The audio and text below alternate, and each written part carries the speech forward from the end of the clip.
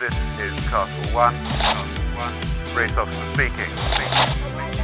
Lane line is on boundary up ahead, 35 seconds out. A bit lower and faster here. Ho, ho, ho. That's a good one, Jimmy. Still gaining on the lane line there. We're looking at 10.5, 42. Matching him on the boundary, yeah, copy. Welcome back, podcast listeners. A big thanks for joining us. It's great to have you along for what is another bumper edition of the pod. A real insightful double episode chat with one of offshore sailing's biggest names. No exaggeration. 6 times around the planet. 2 of them solo non-stop. One of those the wrong way. That's all coming up. But before we get into it, a massive thanks to all of you who have got in touch via buymeacoffee.com. It's really appreciated. As I say every month, it takes a lot of time to put this podcast together. And in our bid to try and stay ad-free, all your contributions help a lot. So a big fat thank you to all of you who have supported the pod. If you like what you hear and you haven't done so, then I promise it's really easy to find. buymeacoffee.com/sailing podcast. It's super quick, super easy, and greatly appreciated. Right, this month's guest. I'm not sure where to start with our guest this month, which is always a sign that they've achieved quite a lot. The funny thing with this month's guest is that when we asked if she'd come on the pod, her immediate reaction was to ask why. She said she hadn't done enough to talk about sailing for 2 hours. But I'm also aware that some of our non-UK listeners may not be fully aware with the scope of Dee Caffari's achievements. So here's a super quick rundown. She kicked off a career in sailing working for British offshore sailor Mike Golding, then skippered a team on the Amateur Global Challenge before sailing solo non-stop around the world against the prevailing winds and currents. In completing this, she became the first ever woman to have done so. Shortly after that, she finished 6th in the Vendee Globe before taking on the Barcelona World Race and then 2 Volvo Ocean Race campaigns, one of which she sailed with Team SCA on the all-women's team of 2 editions ago. So, 6 laps of the planet, 2 alone. Pretty impressive, right? But what makes Dee's story even more interesting is the timeline of her achievements. She didn't grow up sailing. She was well set on her chosen career path when in her late 20s, she decided to change her life. It's an inspiring story. I hope you enjoy the time I spent with Dee Caffari.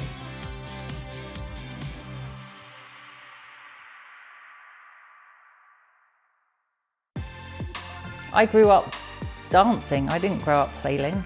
They had fireworks to music, there was big celebrations, and I was just like, wow, those guys have just sailed around the world. That's amazing. If we don't get him off the boat, I won't have anybody to put the drugs in. And that to me was like the big realization. Dee Caffari, welcome to the podcast. It's such a pleasure to have you on the pod. I know that you are an avid listener of the podcast. Walking the dog, Jack, who's here today. Which ones have been your most memorable?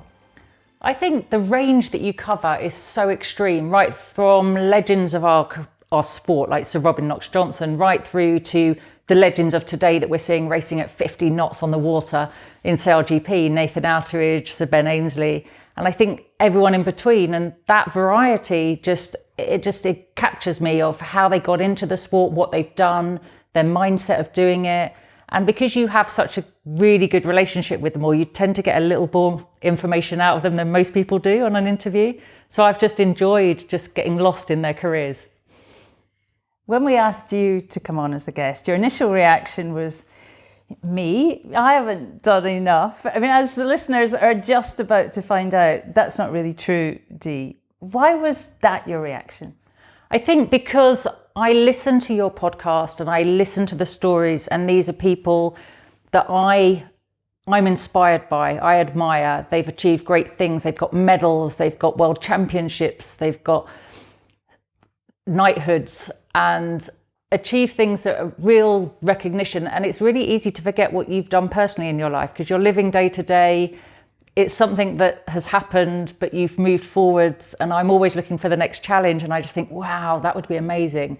And I'm still inspired by their stories today. So to be one of those people that potentially people will listen to, I just think, oh, can I live up to that reputation?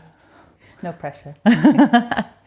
You have told your story often, Dee, and I know from my own experience, I sometimes feel like I'm boring myself when I'm asked to share my life story again. Having just read your book, I'm very much hoping you're not feeling like that today. I mean, it has been an extraordinary journey. Not the normal. So, most people grow up in boats, they slowly get bigger and bigger, and then they achieve great things. But yes, I don't have the stereotype story and background to my sailing. And I think that's what surprises some people. And there's still quite a bit of my sailing that people don't even know about, because they just kind of see a zero to hero and don't really know the hard work that went in between. Well, 2-hour-long podcast, they're just about to find out. I mean, you listen to the pod, and as you know, the kind of people we have on, and with the greatest of respect to them all, often their pathway is, in a sense, almost preordained, it seems. Brad Butterworth, Mike Sanderson, Kenny Reid, Glenn Ashby, good dinghy sailors. They transition into sailmaking, a job in a sail loft, and into pro sailing. Jimmy Spittle, he went to school in a boat. Ben Ainsley, his dad did the Whitbread, and he was smashing everyone in the Optimist from, well, probably as soon as he could walk. You, though, you don't fit that mould at all. Tell us how Dee Caffari discovered the sport of sailing. Well, I don't fit the mould, and I think that's what confuses everybody. And they can't pigeonhole me, they can't put me into a box. And so I kind of always feel on the outside a little bit. But I grew up dancing, I didn't grow up sailing. And at school, I played sport. My degree was all geared around being as practical as possible, playing as much sport as possible. And as a child, we had a motorboat as our kind of weekend retreat. It was our weekend caravan. It just happened to move every school holiday, and we'd go on our Easter holidays and summer holidays. And I guess that's where I learned the love of being on the water, and probably my seamanship from my dad. But it wasn't the sport of sailing. It was, kind of cruising around, seeing different places, which was cool. But it was not until I went to university that my major was in outdoor activities with physiology and biomechanics. And by doing outdoor activities, I was in Leeds, so landlocked. But one of the activities we did was sailing. So we did our dinghy sailing. And when we went up to you're like this, we went off to the west coast of Scotland. And we went sailing in the Outer Hebrides, and I loved it. And that's when I learned that two boats sailing in the same direction are immediately in a race, whether the other person knows it or not. And I thought that was great. So actually I followed that up and did my yachtmaster at night school while at university. But I was still kind of in an environment that didn't really show me what careers were available in sailing or maritime sector. And I went in to do my PGCE and became a school teacher. And it wasn't until I had a number of experiences where influential people in my career passed away. And it was a case of letting me realise that life's quite short and you have to make some decisions to put in the stuff you want to do, otherwise it's too late. And that was when I kind of did my career change, much to my mother's dismay, but made it work. Everyone always says, it's so well documented, isn't it? Dee Caffari, former teacher. It's the one thing everyone knows about you. Talk me through that decision, that transition. I mean, you have a good career path, you're doing well as a teacher, and now you're going to jack it all in and do something that actually you didn't know that much about. Talk us through that time, Dee. Well, I was managing an international college, dealing with international students, and I had a mentor pass away. The year before, I'd lost my father, and one of the last conversations we had together was, he said to me, are you going to talk about it or are you going to go and do it? And that was because I was always full of ideas. I wanted to do this, wanted to do that. And he was like, yeah, that's great. What are you going to do? And so that was obviously a seed that was germinating slowly. And then I'd had a few losses. So I booked myself on a holiday, quite a fancy holiday for me at that stage. And I went on a sailboat on a dive holiday. So we sailed between dive sites and it was just the ultimate and it was amazing. And the dive master on that boat actually had just qualified from UKSA on the Isle of Wight. So I was listening to her story, listening all about it, talking to the skipper about his life managing the boat. And I saw a little opening into a world in the maritime sector. And I just thought, well, I'm going to find out about this. So literally came back from that holiday, made a phone call to UKSA and went along to the next open day that was available and decided that's where I could change my career. Booked into the course, spent my savings on it, and then kind of broached the subject with my mother, where I was going to drop a very, established career, very safe existence into the unknown again.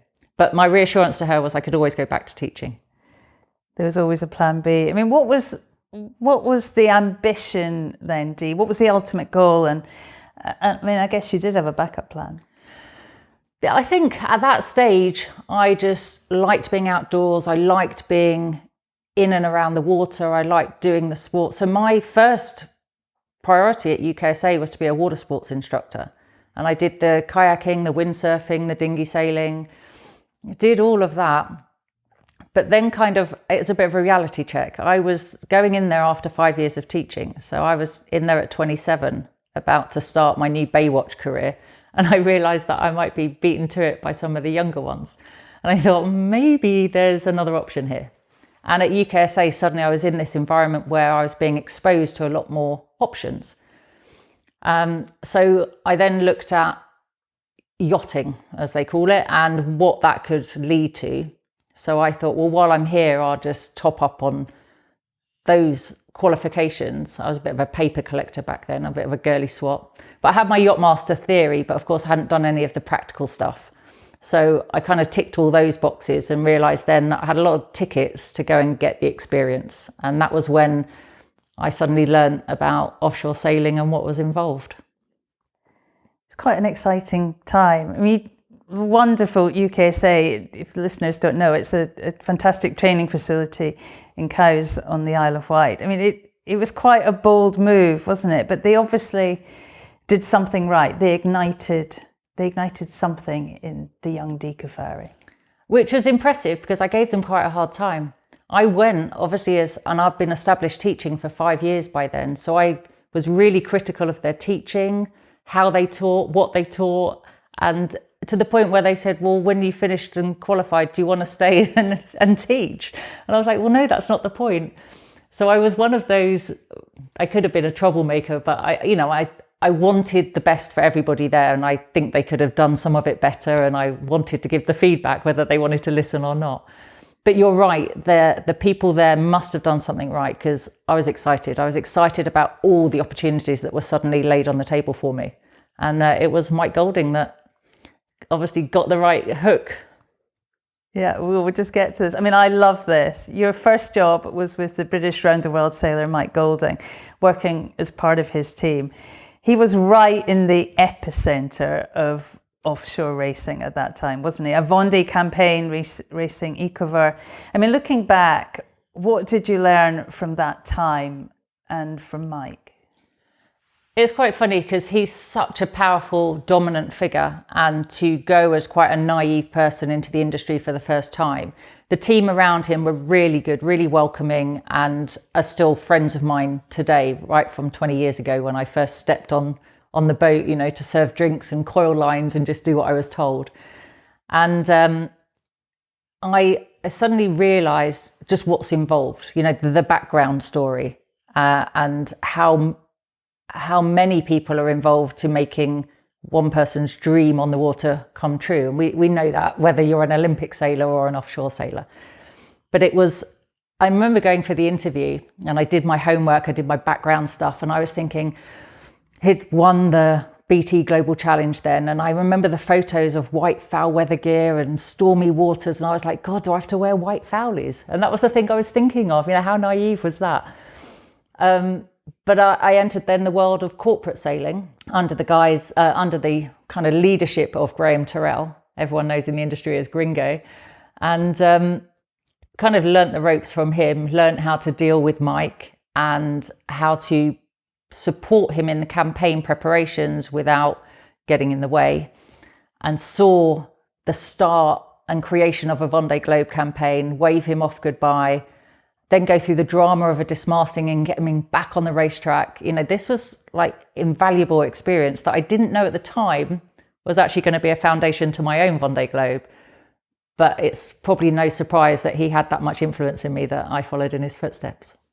You did the hard yards, didn't you, Dee?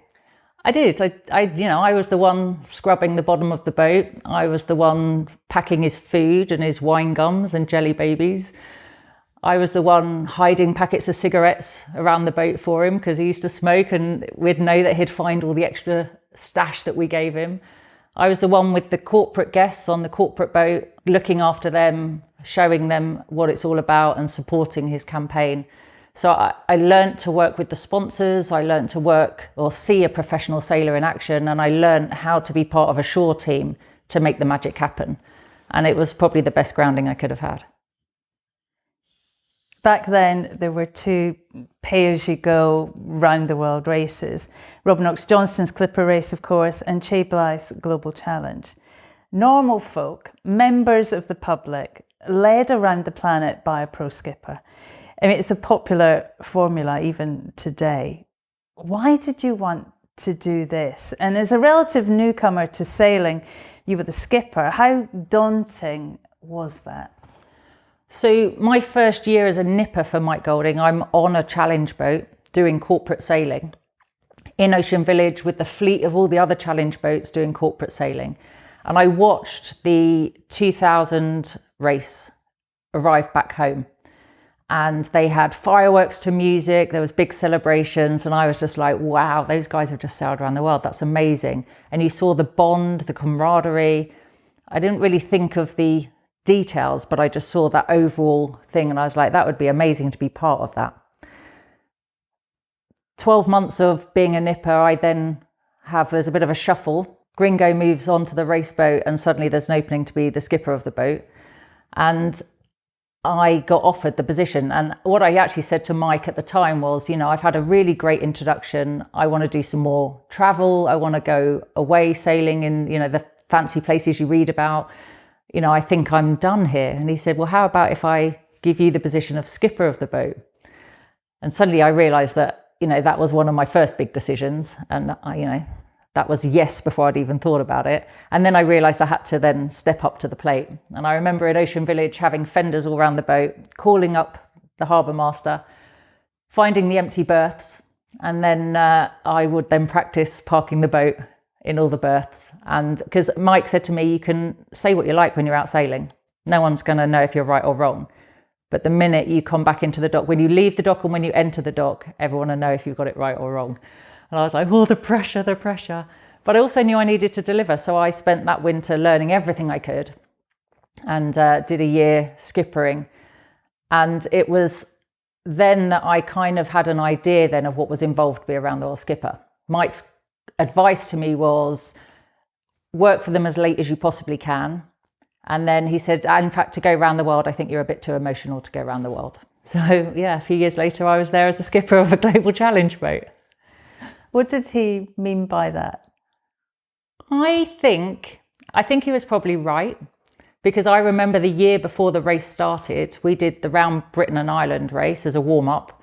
And I remember finishing that and like being quite tearful of, I don't think I can manage this. I've got to manage the team, the navigation, the boat, you know, the actual responsibility on you is massive. And I was like, I don't think I can do that. And it was actually the other skippers that said, of course you can, you know, you're here for a reason. You go through quite a tough selection process, but they were like, you know, we've got you, you're on this, you know, you're one of the 12. And it was just a confidence failure, but it was, I guess, not being aware of what was laying ahead. He knew that I was going to be a little bit more emotional about it. As you say, Dee, it's a big job, isn't it? 17 strangers, all with limited sailing experience, all there for their own reasons, all invested in both time and not an inconsiderable amount of money, and all with massive expectations, a trip of a lifetime. And delivering all those expectations, it all rests with the skipper, and underlying all of that, keeping them all alive. on what was in fact also your first circumnavigation. I mean, that's a massive amount of responsibility. It was, but the support network in the Global Challenge was really good, with the shore team and the boats. Che had absolute faith in us. He like unreservedly was all about, you guys have got this, you can do this. And it's one of those things, when people put you down enough, you start to believe it. Equally, if somebody backs you, you have the confidence to believe in yourself and go ahead. And we were all on this adventure. I just had to be one step ahead of them all the time. And we pulled it out the bag. And it was, again, when people talk about, I want to sail around the world, I had no idea what sailing around the world actually meant until I went and did it. So it was, again, given what I went on to do, a really great kind of another layer in the foundation to allow me to go on and do the things I've done. It can be a real strange mix of people, and I mean, I've seen it firsthand filming, particularly with the Clipper race, you know, and the person that brings them all together, that is responsible for gelling this team out of a disparate array of individuals, is the skipper. It's more than just getting them around the planet. Yeah, and I probably underestimated that massively. I naively thought that one of the best things to do would be everyone's friend. You know, I thought I could be liked, which you can be. I mean, that sounds really bad, but actually you've got to make some pretty tough decisions and not everyone's going to agree with you. And there's a reason that people are at the top. You know, you have to make those calls, and it's quite lonely at the top. And that was probably my takeaway from the Global Challenge, of it's a lonely place to be when everything sits on your shoulders. Stuff happened in the race, it always does. A life-critical air-sea rescue in the Southern Ocean, the saving of a crew member's life, essentially, all masterminded by a young, relatively green Dee Caffari. Tell us that story. What happened? So you leave Buenos Aires and you enter into the Southern Ocean for the first time. And don't forget, we're going down the bottom and turning right. So we hadn't even seen Cape Horn because it was really stormy when we got there. I remember storm sails going up. We were quite far south to stay out of the worst of the weather. We're going along. And one of the older members of my crew, he was 60, he had fallen in his bunk and he said, "Oh, I've hurt my ankle." So, you know, not giving anyone a hard time. Okay, have a watch off, you know, do what you need to do. But actually, unbeknown to us at the time, it wasn't his ankle that was a problem. That may have been the bit that was sore, but he had actually ruptured his bowel.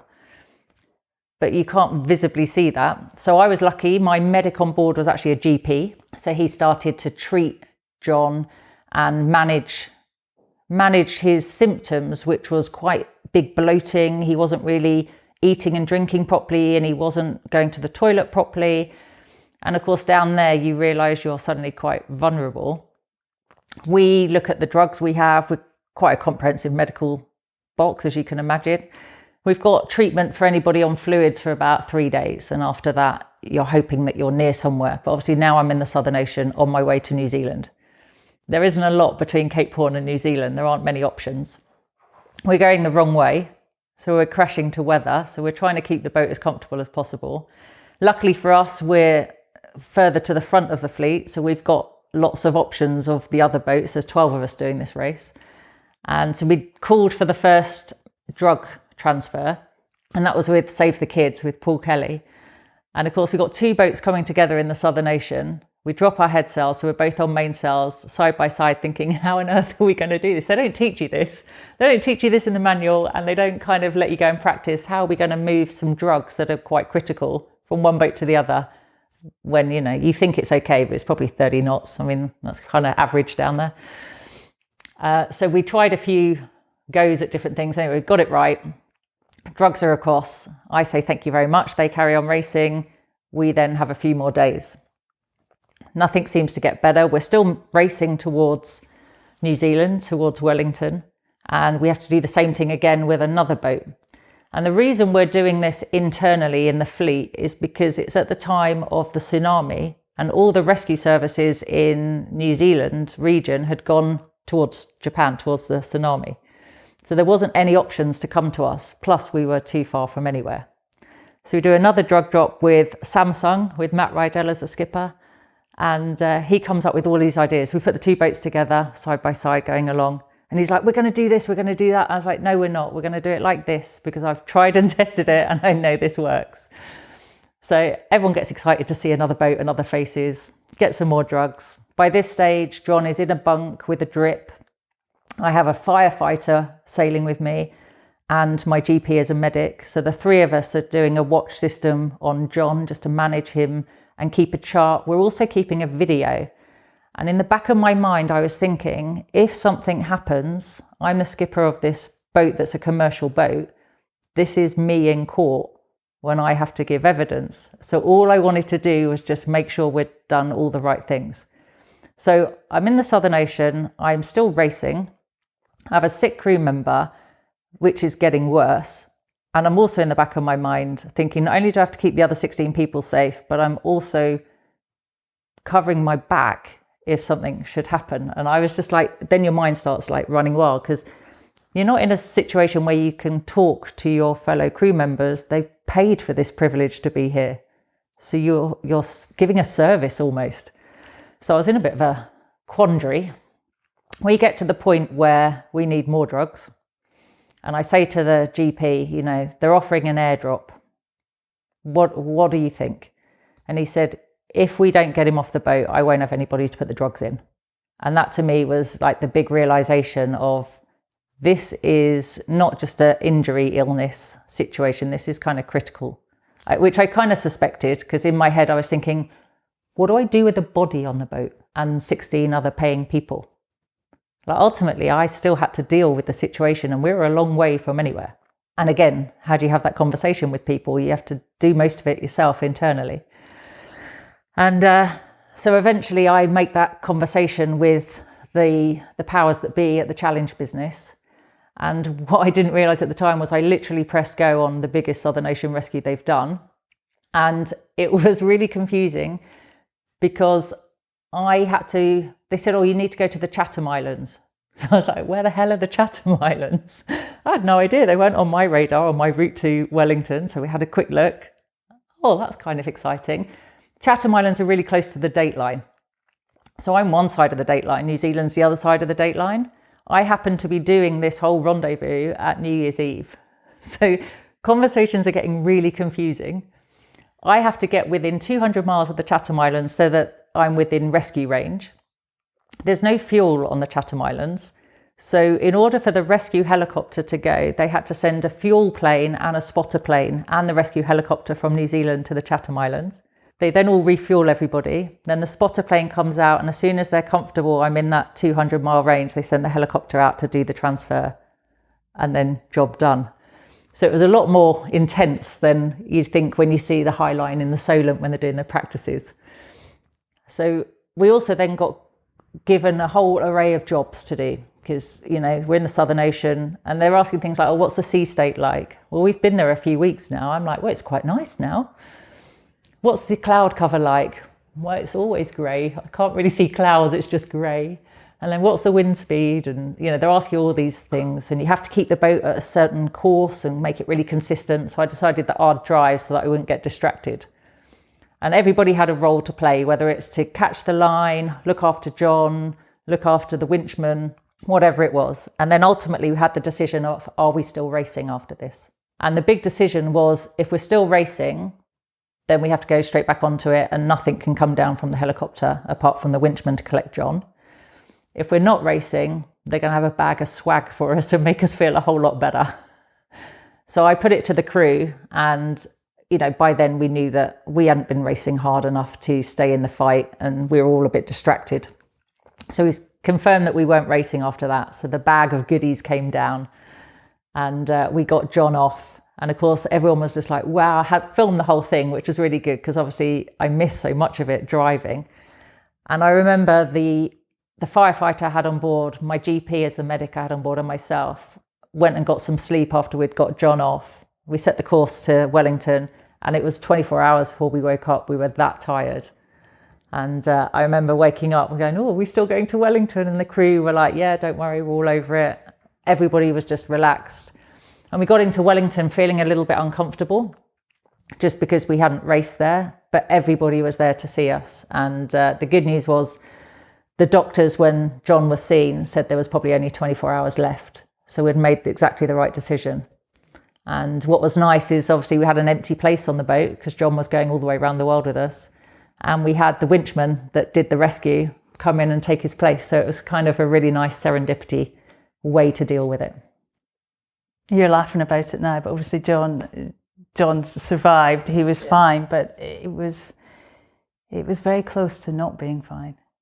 Yeah, and I think in your mind, I mean, we all say this, that you compartmentalise and you forget the bad stuff and you remember the good stuff, which is why we probably keep going back down there.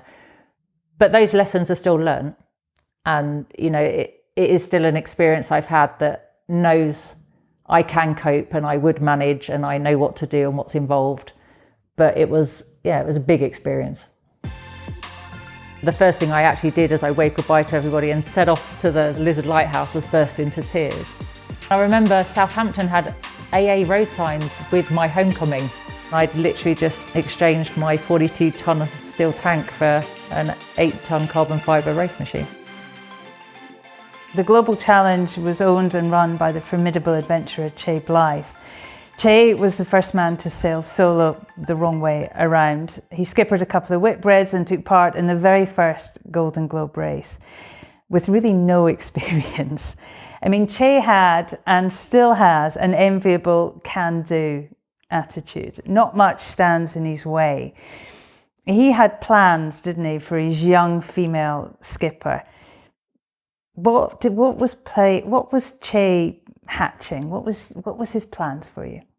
Well, it was interesting. He's a very astute person that reads people really well. And unbeknown to me, he'd obviously kind of had a few thoughts. And I remember being in Cape Town, we'd survived the Southern Ocean, all the skippers were out with Che for a dinner, and he did his piece and he said, you should all be thinking, what next? And we were thinking, God, just get to the end would be good. And he took me to one side and he said, it's only a matter of time before a woman will follow in my footsteps. You should think about it. And I kind of just poo-pooed the idea and yeah, whatever, Che, and kind of separated myself. But he'd done enough and he knew it. He'd planted that seed in Cape Town just before I'm about to do 7,000 miles up to Boston on what's one of the toughest legs, just because we're in 42-tonne steel tanks crossing the doldrums. There's a lot of time to think, and he'd done it. By the time I got to Boston, I asked for a coffee with him and I said, so how do I do it? I want to go without the 17 people.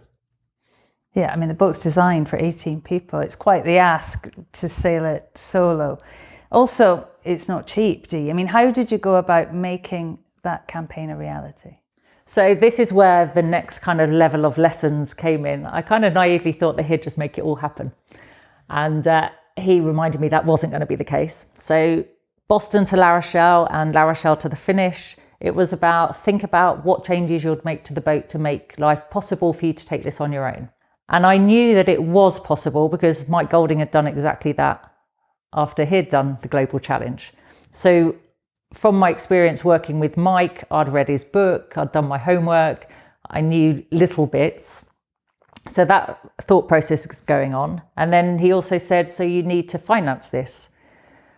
And I then learned how to conduct a meeting with somebody where you're asking them to finance a dream, a fantasy, something that you don't even know if you can do.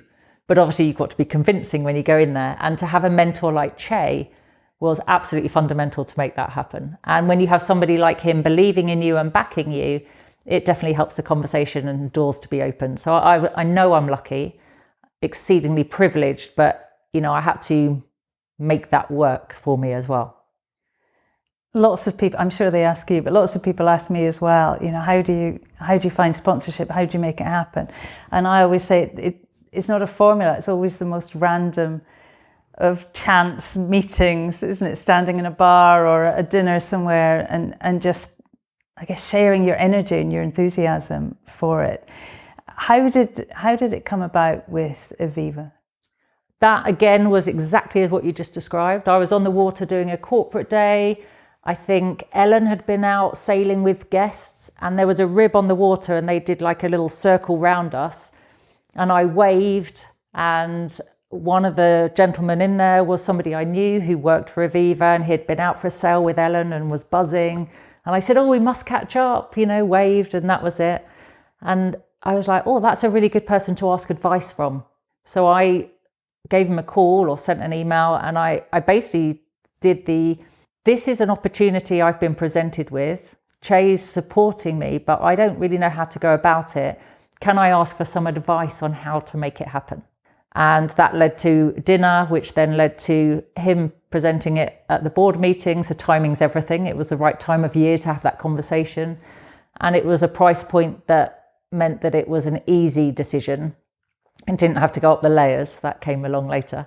And the next thing I knew, 3 months after the Global Challenge, I was off on the same boat without the 17 people. It was a madly tight turnaround. As you say, 3 months to get ready. And I'm sure most of that time spent writing lists, things to do. I mean, describe that feeling when you eventually crossed the start line and you were off. Well, once I'd finished crying of realising what I'd actually set out to do, because you wave goodbye to everybody, and the last thing Che said to me was, don't cry about it, it's been done before. So of course, in your mind, you're like, oh, okay. So the first thing I actually did as I waved goodbye to everybody and set off to the stopwatch at the Lizard Lighthouse was burst into tears.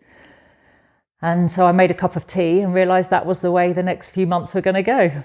And it was an emotional roller coaster. But you're right, it had been so busy between driving from here to Plymouth and back again, working with the team, adapting the boat, getting food organised for who knew how long, because I'd never done it before, getting the advice from the right people, that I hadn't really sat down and thought about the fact that I was going to be on my own for 6 months. I hadn't really thought about how long it was going to be. So yeah, it led to the most bumpy emotional roller coaster ever. And that's when I learnt about myself. I read your book that you wrote about this challenge, Against the Flow, if anyone wants to read it. It's a good read. And it seemed that you were always fixing something. There was always some drama to sort out, that you were always up against it. Yeah, and I don't know whether, that's the nature of boats. Anybody that is in boats or on boats or working with boats, there's always something on the jobs list. But it did feel that it was never ending. And when there wasn't something wrong with the boat, it was weather. I had a horrendous weather in the Southern Ocean. It was secondary low after secondary low, which just kept forcing me further and further south to avoid the worst of the weather. So it was probably as emotional for my weather support as it was for me actually out there. I remember it was Mike Broughton that did my weather for the wrong way round. And he couldn't bring himself to say anything over 50 something knots. He didn't want to use the word 60. So he was just like 50 plus. I was like, oh, that's code. I'm getting this code now.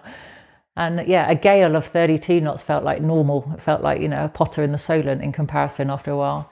But the issue for me was the autopilot. As a solo sailor, you rely on an autopilot, and I had autopilot issues. The boat wasn't designed, 42 tons of steel wasn't designed to be driven by an autopilot, and it struggled. So I had to nurse that round, and I had to make the decision before I went into the south of whether I could do that or not. And there was lots of people who were quite vocal to my sponsors, to the organisation of Challenge Business, that I shouldn't be doing it. But I think that probably is the fuel that lit the fire to make me more determined.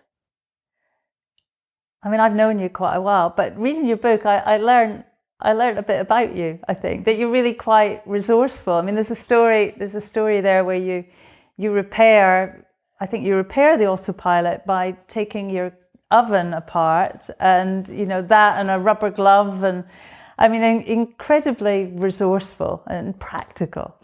Yeah, and day to day you don't use those skills. You're not going to take your oven apart to fix something else in your house, but when you're up against it, it is amazing what you can do and what you start to get knowledge of, to be able to understand, to kind of be creative in your thinking and find solutions. Where did that come from? I have no idea. My partner now, he'd question whether I have the ability when he sees me day to day, but he knows that out there I can pull it out the bag. And I'm quite aware of what I carry, like on a boat offshore, I'm aware of what I carry, what potentially can go wrong and how you can, because it's not always the things you plan for that are going to be the problem. So you have to be quite resourceful when you need to be. The other story you tell, which really was quite alarming, was when you were sailing in the ice with very little knowledge of where it was. I mean, that probably wouldn't happen now, but back then it felt like you were sailing blind. Yeah, and I think that was a realization of just doing an adventure, a challenge, where you're not with the support of satellite ice watch, the Vendee Globe, the Ocean Race, anything that races around there. There's an organisation behind you that is monitoring the ice so that they can protect you, and they put gates in to be preventative. This was fair game, and I was the only one down there. So they weren't looking after a fleet. We didn't have the finances to resource the Canada satellite system to watch where the ice was for me. So, and I was rather naive because the year before I hadn't seen any ice, so it hadn't really been on my radar or something to be concerned about. Bizarrely, I was reading Peter Blake's book on the race, on the Aviva Challenge.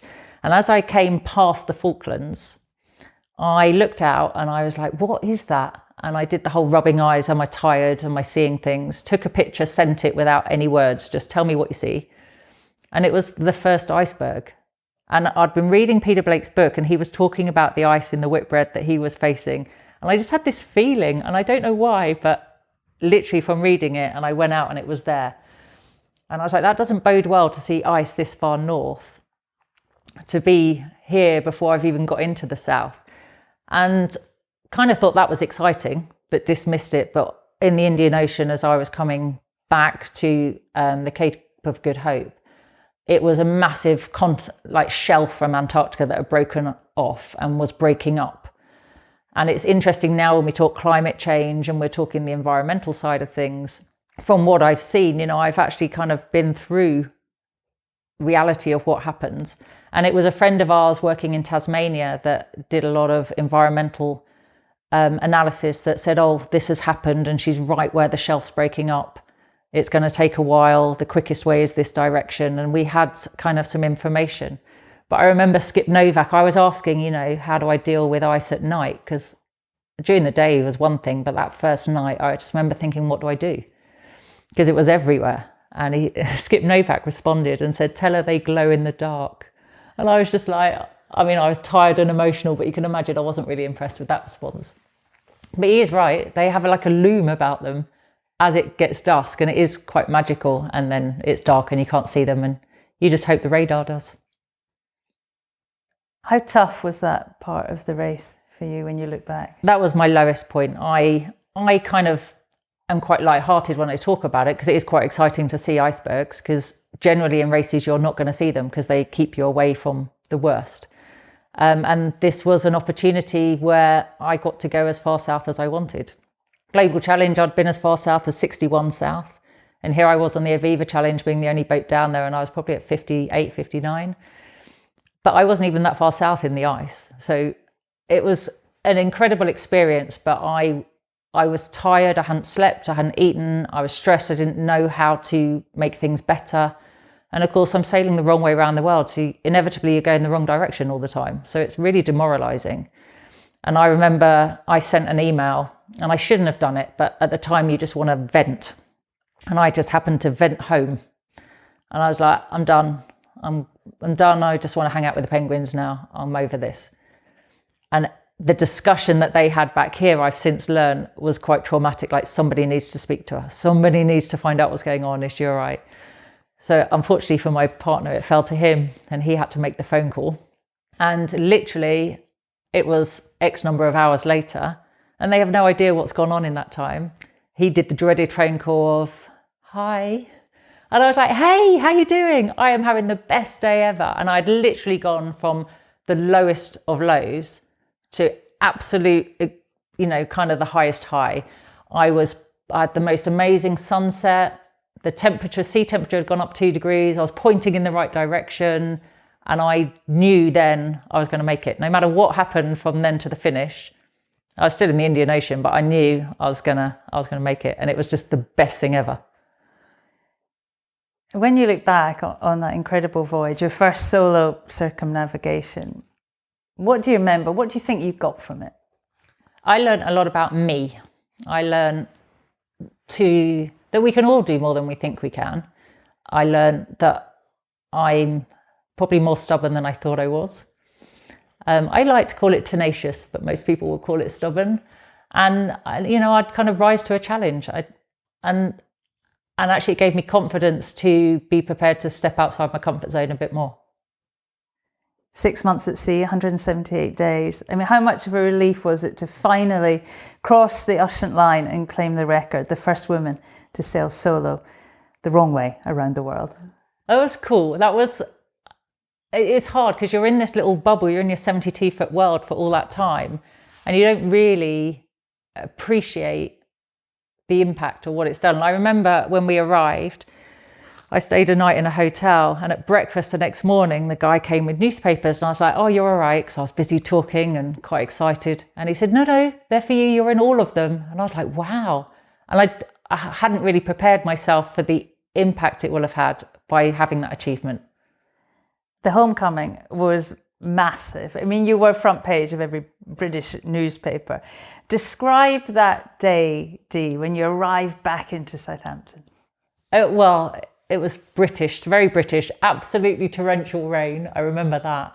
But I don't think I didn't notice. I was just so excited to see people. But what was really funny, I just wanted to tell everybody what I'd just done for the last 6 months.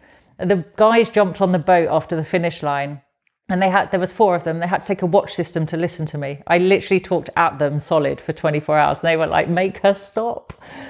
And I was just like, "Oh, and then I did this, and let me show you how I repaired this. And then this happened, and look, I fixed this." And I was just downloading 6 months. And then I kind of then had to catch up with how to live in the real world of a daytime and a nighttime, and sleeping through the night and driving and fresh food. It was a bit of a sensory overload initially. You've completely glossed over it, but it was a massive deal, your homecoming. Princess Anne was there to greet you. The Solent was full of boats escorting you back in. Thousands and thousands of people there to greet you. I mean, it was a huge story. It's true, actually. I do forget, and you're good at making me remember it. But the boats on the water started at the Needles. I mean, they came out from the Needles all the way through to Ocean Village.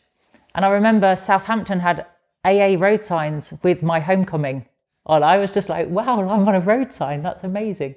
But yeah, the number of people, given the weather as well, was just amazing. It was really cool. Very cool. Wasn't Mike Sanderson Moose the first to congratulate you? Oh my God, that was amazing. So as I came into the finish was obviously the Lizard Lighthouse for me, and I was coming up through Biscay. It was 50 knots, and I knew I had to go towards Wolf Rock, and then I was going to jibe, do the big jibe, and then come into the finish line. And the Volvo Ocean Race at that time was coming in across the Atlantic, and they were going to Portsmouth. And we were all kind of closing in on the same spot at the same time. And as I was coming up to Biscay, I had a call on the satellite phone, and it was Moose on ABN AMRO 1. And I was just like, wow, he knows who I am. This is so exciting. And he was coming in to win overall before he'd even finished the race. So it was massive for his team. And he was literally the first phone call, and he said, I've just told my team what you've been doing. They think you're crazy, but congratulations. And we'd like to invite you to come and join us for the import race. And I was just like overwhelmed that he'd done it. But that was also a bit of a double-sided sword with the ocean race, the Volvo Ocean Race at that time, because it was just as Hans Horowitz had lost his life on ABN AMRO 2, and then Movie Star had to be abandoned. And we were all kind of liaising together. And of course, I'm in a really big boat on my own, so I had plenty of room. So the discussion was, should I go to meet Movie Star and collect the crew?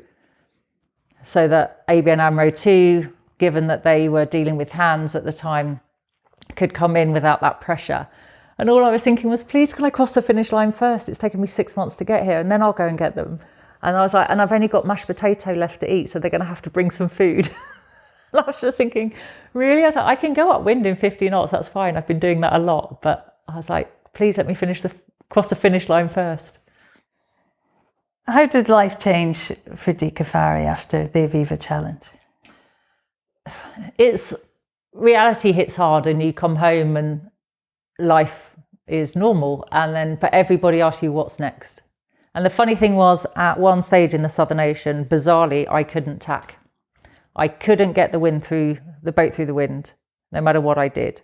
And so I decided to jibe instead, which is quite unusual because normally you can't jibe and you choose to chicken jibe. So as I bore away and the boat went flat and the boat went a little bit faster, I was like, this is what everyone does. No wonder they go this way around the world. Obviously, I'm sailing the wrong way, so I do the jibe, come back. And I thought then, if I'm doing this, I want to at least be able to go the right way around the world. So in my mind, that's what I wanted to do. And the best way of doing that was to step up from being an adventurer to a professional sailor and do the Vendee Globe. But obviously, that was a whole new ball game and took a whole lot of negotiation to get there. As you say, you were confident and ambitious, and with Aviva, your sponsor, delighted and committed to stay with you. You got the green light for a Vendee Globe campaign. Around alone, non-stop, renowned for its unforgiving attrition rates, treading in some pretty big footsteps. How much of a step up was it? And did you at any stage not take a look around you and pinch yourself? Absolutely. 2008, there were 30 entries, which was the biggest at that stage. And when we look at the finish line, there were only 11 people that completed the race. And, the war of attrition, as the Vendee is known for, the odds are pretty much always against you. But for me, the big thing was to stand in the skipper's lineup with people that I'd seen in magazines. Yeah, I was stood alongside Mike Golding, who had been my first employer, the first mentor in the industry, and here I was racing alongside him. Not only that, but racing in a sister ship to him. This was a whole different league. And yet again, I felt like I was setting off on something I knew nothing about. I hadn't grown up in that environment, and I'd literally just exchanged my 42-ton steel tank for an 8-ton carbon fibre race machine. It takes... what does it take? I mean, it takes confidence that you're going to get there in the end, especially in the Open 60. I mean, each generation of an Open 60, as they were IMOCAs now, each generation gets quicker, more saleable. There's foils now, of course. I mean, describe what it was like taking delivery of Aviva, a new generation of racing machine, and sailing out on your own. What was that like? I did my first sail on New Year's Day in Wellington. She got built in New Zealand, and I went down and we went out on New Year's Day, and all my crew was sick because obviously they'd been out New Year's Eve. So I was basically sailing on my own, even though they were physically there. And I just remember having this massive grin. And the difference for me was having a boat that's designed for the purpose. It's actually a pleasure to sail. It's easy. I just sailed really hard work where nothing was designed for one person to do and everything was difficult. Stepping onto an IMOCA where it's designed for one person to sail, it's like, oh, this is actually enjoyable. I knew I had to work physically, but what I underestimated was the transition of the psychological preparation. And I was quite reluctant for that side of things. I was very British. I didn't want to talk to anybody. I just make a cup of tea, right? But I realised that this was a different level. And actually, when I went along and saw the sports psychologist, that was probably my biggest transition in the whole development. This emotional roller coaster that I'd just been on, I didn't have the time or the energy for that on a Vendee Globe.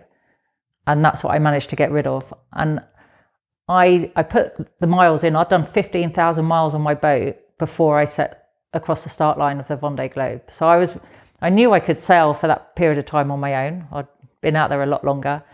I was really happy with the boat.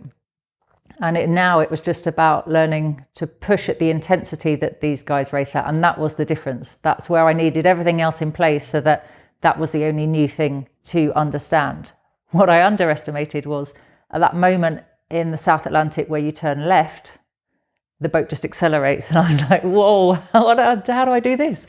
And then you kind of get used to it because you realise that's what it's designed to do.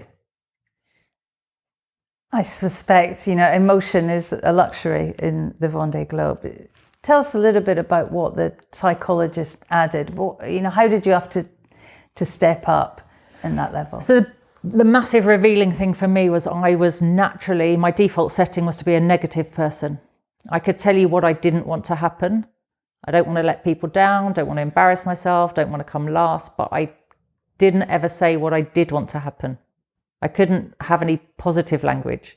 So I had to actively change my language. And I worked really hard at that to say what I did want to happen. But I needed everyone around me who was communicating with me to do the same. So if we were racing, it's no good them saying to me, Shirley's going faster than you, because I can't control what you're doing on your boat. I needed to be able to be in my control. So I needed them to say, are you happy with your sail plan? Are you on your numbers? So that I could find the things I could actively do to make a difference. And that was a learning for all of us, but actually something that was really strong. And, I dealt with another massive issue. I had massive delamination on my sails and battled it. And in the end, we were like, just sail normally, and we'll worry about it when we have to. But I had spent from Australia, the whole Pacific, Australia through to Cape Horn, trying to manage this. And then once we got into the Atlantic, everyone was just like, just sail and we'll worry about it then. And I arrived back with a string vest. I'm going to bring you back to the start, though. We can't talk about the Vendee and not talk about the start. I mean, that edition of the Vendee Globe was packed with British interest. 7 British boats at the start, including Mike Golding. I bet he couldn't believe at one moment you're cleaning the bottom of his boat. The next you're lining up against him on the start line in Les Avdelon. I love that. I've often tried to describe the atmosphere at the start of the Vendee on this podcast. 3 weeks of crowds, day after day, and then the race day, hundreds of thousands of people lining the channel as you motor out. Tim and I were both at that start, and we were talking about it yesterday. It was the roughest Vendee start ever. Everyone was being sick, weren't they? I mean, describe that whole day, how it felt as a competitor. How big a day was it for you? So you're constantly trying to manage your preparation, and you do it the best way you can. And I remember they all asked us if we wanted police escorts to get to the race village. And I was like, what are they talking about? And I'd been there for Mike Golding's in 2000. So I had seen it, but as a competitor, you don't experience it in the same way. And because there are just so many people, it is really difficult to physically get yourself to the race village in time because of the roads are packed, there's people everywhere. We were on bikes and I remember cycling in and it was just heaving. Like people camp out overnight to get to the ideal spot on the channel as you go out. And the other thing that was hilarious was I was the first boat out in the fleet of 30. So it was up to me to be on time because they needed the schedule because otherwise we run out of water to get the boats out of the harbour. And I remember doing the BBC interview and then, going and everyone's there and everyone's quite emotional. And I was actually just really excited because I was going to do what I'd prepared to do. And I look at the video and, as you say, it was 7 British sailors all doing it, which was massive. It's the most we've ever had. And there was everyone's different level on the scale of emotion. Some people it was impending doom. We were going out to a forecast of 50 knots. Like we were going to get hammered the first night. We knew we had to go through a massive front in the Bay of Biscay. Then we were all going to tack, and then you have to go south, and eventually you'll get into a pair of shorts. That was in my head. That's what I needed to do. And I left really early, and of course leaving at 7:30 in the morning. And the start isn't until 1:02, so it was a real long time to kill. I actually went to sleep, and it still kills my shore team today that they remember leaving and they were just like mincing around outside the harbour by the start line. And I had a couple of hours kip, then I had some lunch and I woke up and they were like, there's your start line. I was like, marvellous. And then I don't know whether it was a collusion of the French against the British or not, but I wasn't on the right VHF channel. Whether I'd missed it in the briefing or they'd changed it, I don't know. I think they were just ganging up against us. But I didn't have the time check. All my guys had got off early because we didn't want to make that mistake. And I didn't have the time check coming into the start line. The last thing you want to do is extra manoeuvres because you're on your own, you're a bit adrenaline fueled. And I remember Vincent Roux being next to me on PRB. And I was just thinking, well, if he speeds up, I'll speed up. If he slows down, I'll slow down. And I literally just took my timing from him. And what I didn't realise is I hit the line so well, I was almost ahead of the fleet of boats. Like I was out the picture because I'd nailed it. And I was just like, yes. Because all you want to do at that point is make your team proud because they've literally busted everything for you to get you there to do the best job possible. And I just wanted to let them know that I was out there with a mission. Dee hurled herself across that start line of that Vendee Globe. It was great to see. In episode 2, you'll hear how she got on, how she sailed 24,000 miles alone around the planet, while all around her, one by one, more experienced competitors withdrew from the race. And we'll also hear about Dee's Volvo campaigns, stories from the inside of the all-women's team SCA and the young Turn the Tide on Plastic team. It's a fascinating listen. I, of course, have to say a massive thank you to Dee for her time in recording this podcast. And as always, of course, to the talented Tim at Vertigo Films. A big thanks for making this podcast work. If you're enjoying what you're hearing and you'd like to support the pod, then please do head over to buymeacoffee.com/sailing podcast. We work hard to bring you a real quality listen, and it's lovely to have your support if you like what we're doing. Until next time, thank you so much for listening, have fun on the water, and sail safe, everyone.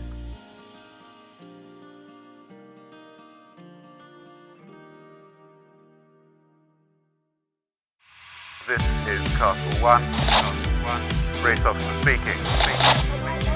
Lane line is on boundary up ahead, 35 seconds out. A bit lower and faster here. Ho, ho, ho. That's a good one, Jimmy. Still gaining on the lane line there. We're looking at 10.5 and 42. Matching him on the boundary, yeah, copy. This is Castle 1 standing by. Out.